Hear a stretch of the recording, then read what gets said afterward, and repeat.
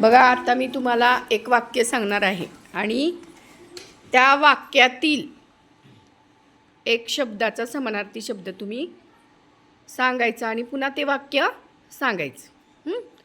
आज आपण घेऊया आई. शिवांशू बरा. आई मला खूप आवडते. माता मला खूप आवडते. आवडते. आवडते. शाबास. माझी माऊली खूप छान स्वयंपाक करते. माझी आई खूप छान स्वयंपाक करते. शाबास. माझी जननी कामावर जाते. माझी आई कामावर जाते.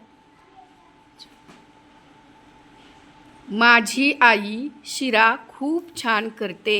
माझी माता खूप छान शिरा करते. शाबास. माझी आई शेतातील कामे करते. माझी जननी शेतातील काम करते. शाबास. माझी जननी खूप छान वडा बनवते. माझी माता खूप छान वडा बनवते. माझी माऊली मला खूप आवडते. माझी आई मला खूप आवडते. माझी आई माझी खूप काळजी घेते. माझी माता खूप माझी काळजी घेते. शाबास.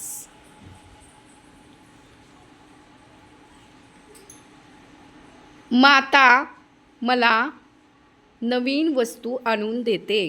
माझी आई नवीन वस्तू आणून देते. शाबास. माझी माऊली खूप छान दिसते. माझी आई खूप छान दिसते. शाबास. तुम्हाला कळले म्हणजे आता. माझी माऊली ट्रॅक्टर चालवते. माझी आई ट्रॅक्टर चालवते. शाबास. चालवते की नाही तुझी आई? बघावं लागेल. माझी आई हॉटेलवर काम करते. माझी जननी हॉटेलवर काम करते. शाबास. माझी माऊली मला खूप आवडते. माझी आई मला खूप आवडते. माझी जननी शेतात खूप कष्ट करते. माझी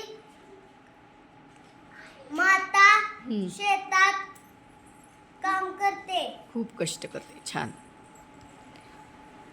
माझी माता मला खूप आवडते.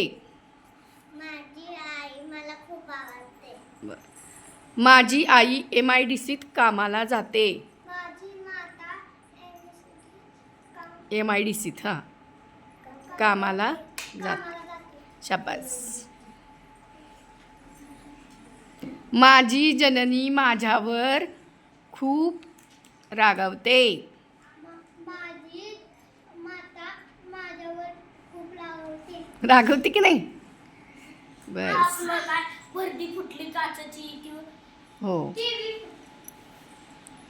माझी माता माझ्यावर खूप प्रेम करते. माझी आई माझ्यावर खूप प्रेम करते.